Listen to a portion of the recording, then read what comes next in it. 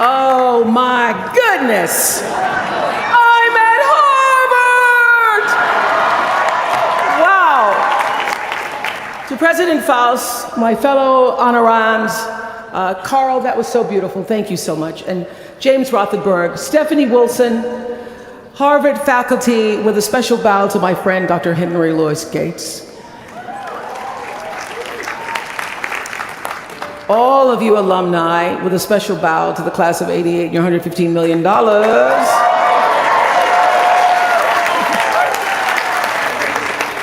And to you, members of the Harvard class of 2013. Hello. I thank you for allowing me to be a part of the conclusion of this chapter of your lives and the commencement of your next chapter.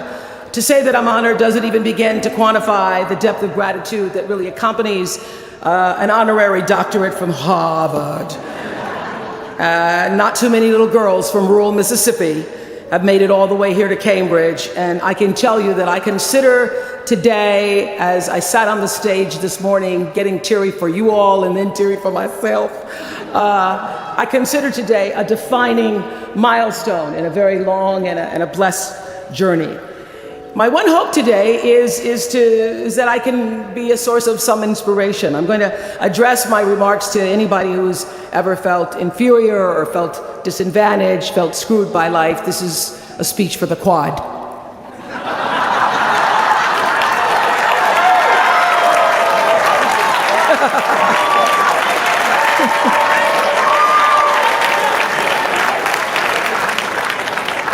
Actually, I was so honored. I wanted to do something really special for you. I wanted to be able to have you look under your seats and there would be free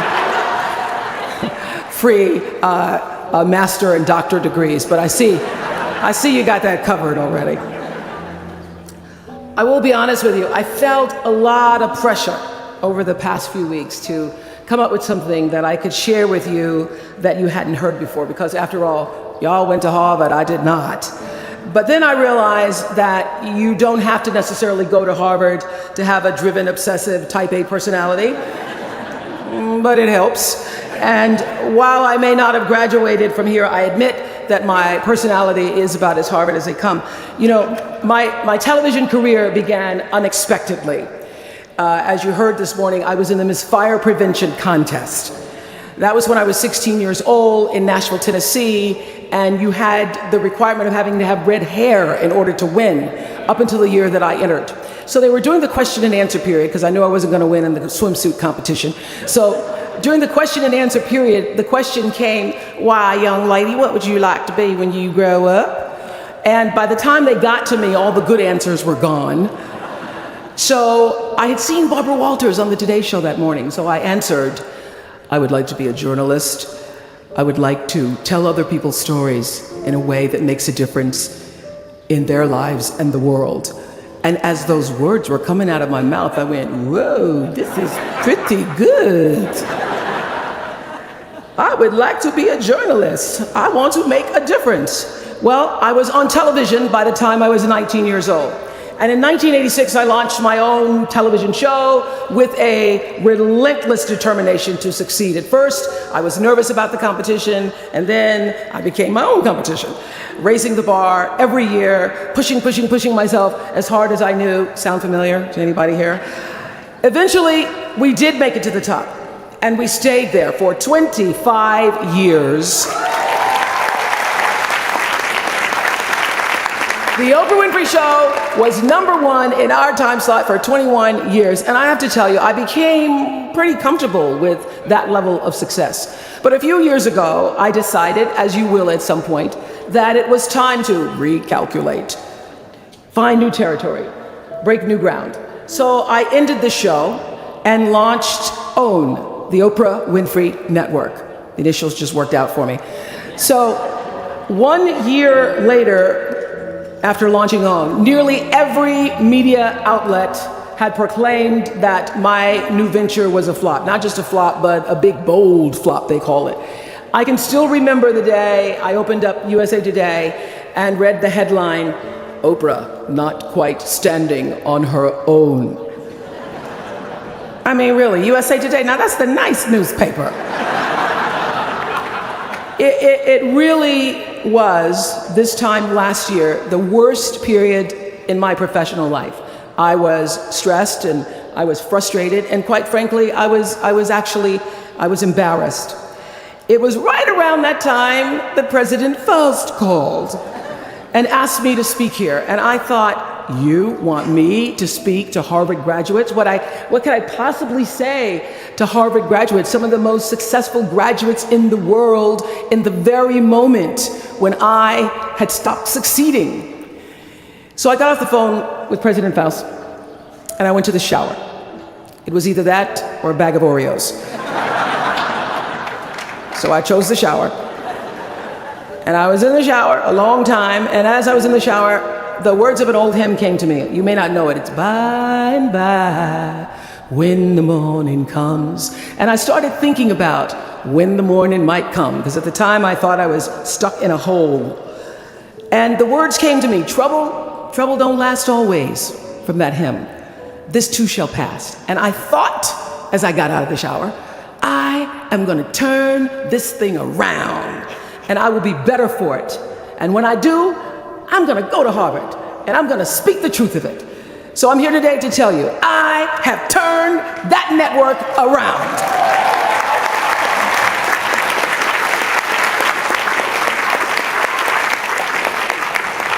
And it was all because I wanted to do it by the time I got to speak to you all. So thank you so much. You don't know what motivation you were for me. Thank you. I'm even prouder to share a fundamental truth that you might not have learned even as graduates of Harvard, unless you studied the ancient Greek hero with Professor Naj. Professor Naj, as we were coming in this morning, said, "Please, Ms. Winfrey, walk decisively." I shall walk decisively. This is what I want to share. It doesn't matter how far you might rise. At some point, you are bound to stumble, because if you're constantly doing what we do, raising the bar, if you are constantly pushing yourself higher, the law of averages, not to mention the myth of Icarus, predicts that you will at some point fall. And when you do, I want you to know this, remember this, there is no such thing as failure. Failure is just life trying to move us in another direction. Now, when you're down there in a hole, it looks like failure. So this past year, I had to spoon feed those words to myself. And when you're down in the hole, when that moment comes, it's really okay to feel bad for a little while. Give yourself time to mourn what you think you may have lost. But then, here's the key. Learn from every mistake, because every experience, encounter, and particularly your mistakes are there to teach you and force you into being more of who you are. And then figure out what is the next right move.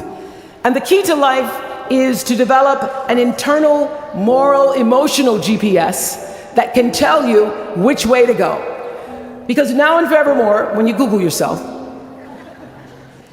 your search results will read Harvard 2013. And in a very competitive world, that really is a calling card, because I can tell you, as one who employs a lot of people, when I see Harvard, I sit up a little straight and say, where is he or she? Bring them in.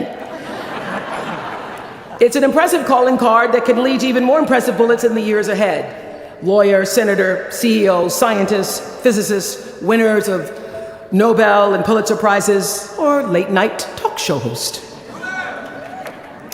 But the challenge of life, I have found, is to build a resume that doesn't simply tell a story about what you want to be, but it's a story about who you want to be.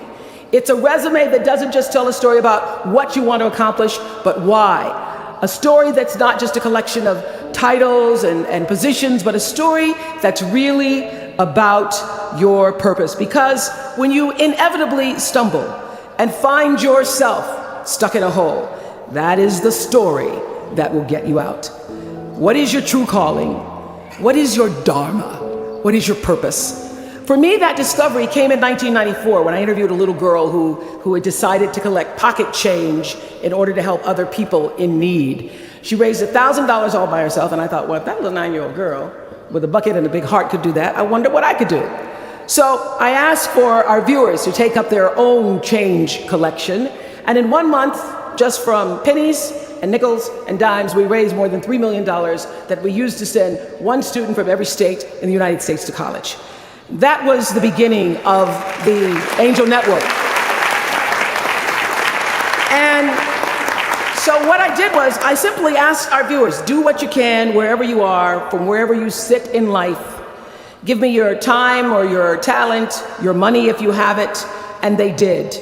Extend yourself in kindness to other human beings wherever you can. And together we built 55 schools in 12 different countries and restored nearly 300 homes that were devastated by Hurricanes Rita and Katrina. So the Angel Network, I've been on the air for a long time, but it was the Angel Network that actually focused my internal GPS. It helped me to decide that I wasn't just going to be on TV every day, but that the goal of my shows, my interviews, my business, my philanthropy, all of it, whatever ventures I might pursue, would be to make clear that what unites us is ultimately far more redeeming and compelling than anything that separates me. Because what had become clear to me, and I want you to know, it isn't always clear in the beginning, because as I said, I've been on television since I was 19 years old. But around 94, I got really clear. So don't expect the clarity to come all at once, to know your purpose right away. But what became clear to me was that I was here on earth to use television and not be used by it, to use television to illuminate the transcendent power of our better angels. So this Angel Network, it didn't just change the lives of those who were helped, but the lives of those who also did the helping. It reminded us that no matter who we are, or what we look like, or what we may believe, it is both possible and, more importantly, it becomes powerful to come together in common purpose and common effort. I saw something on the Bill Maher show recently that so reminded me of this point. It was an interview with David and Francine Wheeler.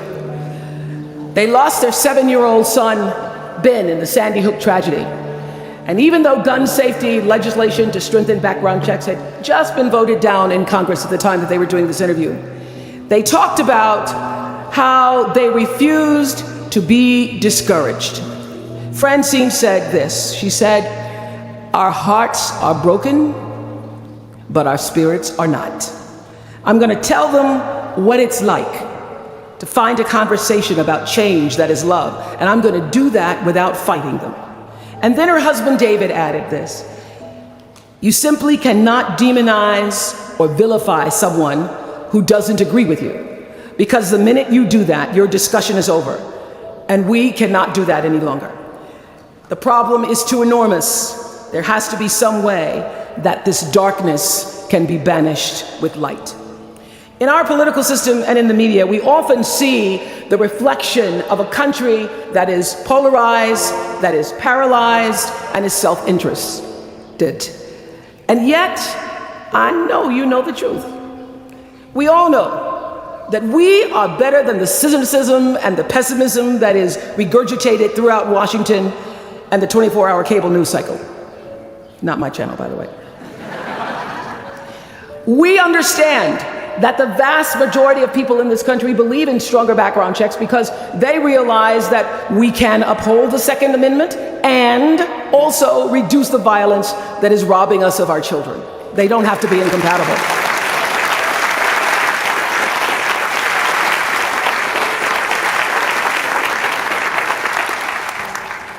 And we understand that most Americans believe in a clear path to citizenship for the 12 million undocumented immigrants who reside in this country, because it's possible to both enforce our laws and at the same time embrace the words on the Statue of Liberty that have welcomed generations of huddled masses to our shores. We can do both.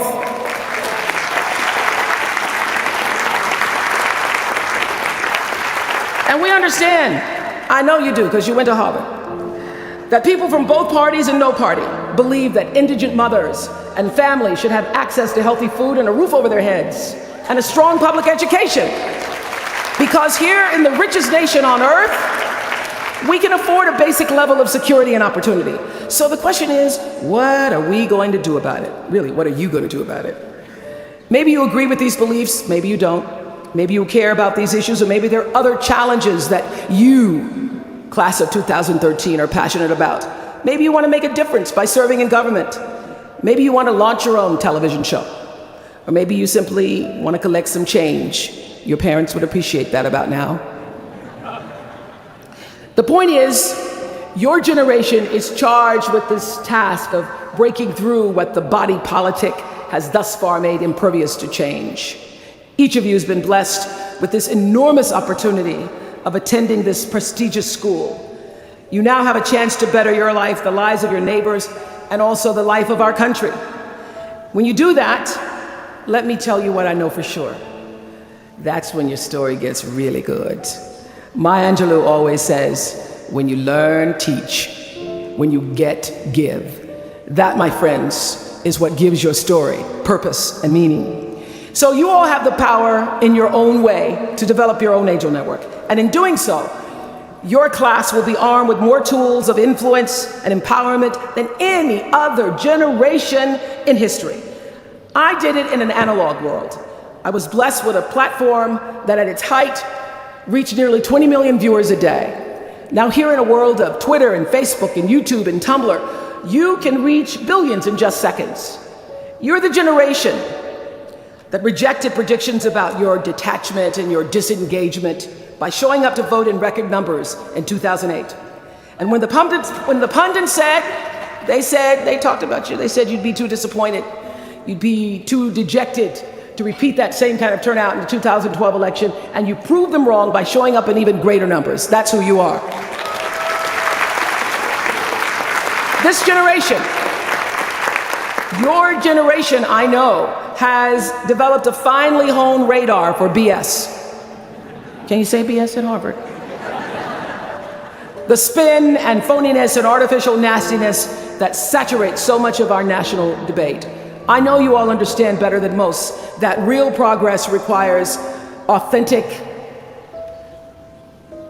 way of being, honesty, and above all, empathy. I have to say that the single most important lesson I learned in 25 years talking every single day to people was that there's a common denominator in our human experience. Most of us, I tell you, we don't want to be divided. What we want, the common denominator that I found in every single interview, is we want to be validated. We want to be understood. I've done over 35,000 interviews in my career. And as soon as that camera shuts off, everyone always turns to me and inevitably in their own way asks this question: was that okay? I heard it from President Bush. I heard it from President Obama. I've heard it from heroes and from housewives. I've heard it from victims and perpetrators of crimes. I even heard it from Beyonce and all of her Beyonce-ness. She finishes performing, hands me the microphone and says, was that okay?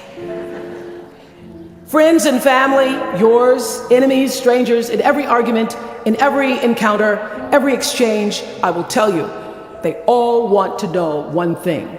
Was that okay? Did you hear me? Do you see me? Did what I say mean anything to you? And even though this is a college where Facebook was born, my hope is that you will try to go out and have more face-to-face conversations with people you may disagree with.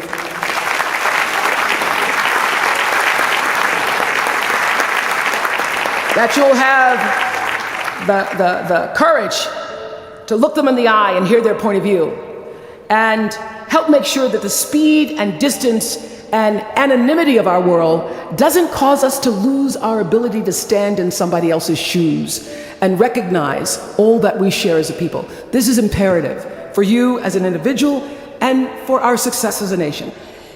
There has to be some way that this darkness can be banished with light. Says the man whose little boy was massacred on just an ordinary Friday in December. So whether you call it soul or spirit or higher self, intelligence, there is, I know this, there's a light inside each of you, all of us, that illuminates your very human beingness if you let it. And as a young girl from rural Mississippi, I learned long ago that being myself was much easier than pretending to be Barbara Walters. Although when I first started, because I had Barbara in my head, I would try to sit like Barbara, talk like Barbara, move like Barbara. And then one night I was on the news, reading the news, and I called Canada Canada. And that was the end of me being Barbara. I cracked myself up on TV, couldn't stop laughing, and my real personality came through. And I figured out, oh gee, I can be a much better Oprah than I could be a pretend Barbara. I know that you all might have a little anxiety now and hesitation about leaving the comfort of college and putting those Harvard credentials to the test. But no matter what challenges or setbacks or disappointments you may encounter along the way, you will find true success and happiness if you have only one goal. There really is only one, and that is this: to fulfill the highest, most truthful expression of yourself as a human being. You want to max out your humanity by using your energy to lift yourself up, your family, and the people around you. Theologian Howard Thurman said it best. He said, "Don't ask yourself what the world needs. Ask yourself what makes you come alive, and then go do that. Because what the world needs is people who have come alive." The world needs people like Michael Stolzenberg from Fort Lauderdale. When Michael was just 8 years old, Michael nearly died from a bacterial infection that cost him both of his hands and both of his feet. And in an instant, this vibrant little boy became a quadruple amputee, and his life was changed forever. But in losing who he once was, Michael discovered who he wanted to be. He refused to sit in that wheelchair all day and feel sorry for himself. So with prosthetics, he learned to walk and run and play again. He joined his middle school lacrosse team. And last month, when he learned that so many victims of the Boston Marathon bombing would become new amputees, Michael decided to banish that darkness with light. Michael and his brother Harris created MikeysRun.com to raise $1 million for other amputees by the time Harris runs the 2014 Boston Marathon. More than 1,000 miles away from here, these two young brothers are bringing people together to support this Boston community the way their community came together to support Michael. And when this 13-year-old man was asked about his fellow amputees, he said this: "First, they will be sad. They're losing something they will never get back. And that's scary. I was scared. But they'll be okay. They just don't know that yet." We might not always know it. We might not always see it or hear it on the news or even feel it in our daily lives. But I have faith that no matter what, class of 2013, you will be okay. And you will make sure our country is okay. I have faith because of that 9-year-old girl who went out and collected the change. I have faith because of David and Francine Wheeler. I have faith because of Michael and Harris Stolzenberg. And I have faith because of you, the network of angels sitting here today. One of them, Khadijah Williams, who came to Harvard 4 years ago. Khadijah had attended 12 schools in 12 years, living out of garbage bags amongst pimps and prostitutes and drug dealers, homeless, going into department stores, Walmart in the morning to bathe herself so that she wouldn't smell in front of her classmates. And today she graduates as a member of the Harvard class of 2013.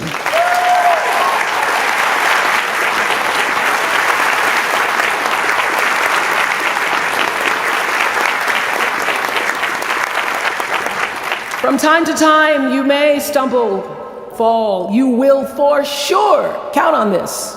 No doubt. You will have questions and you will have doubts about your path. But I know this: if you're willing to listen, to be guided by that still small voice that is the GPS within yourself, to find out what makes you come alive, you will be more than okay. You will be happy, you will be successful, and you will make a difference in the world. Congratulations, class of 2013. Congratulations to your family and friends. Good luck And thank you for listening. Is that okay?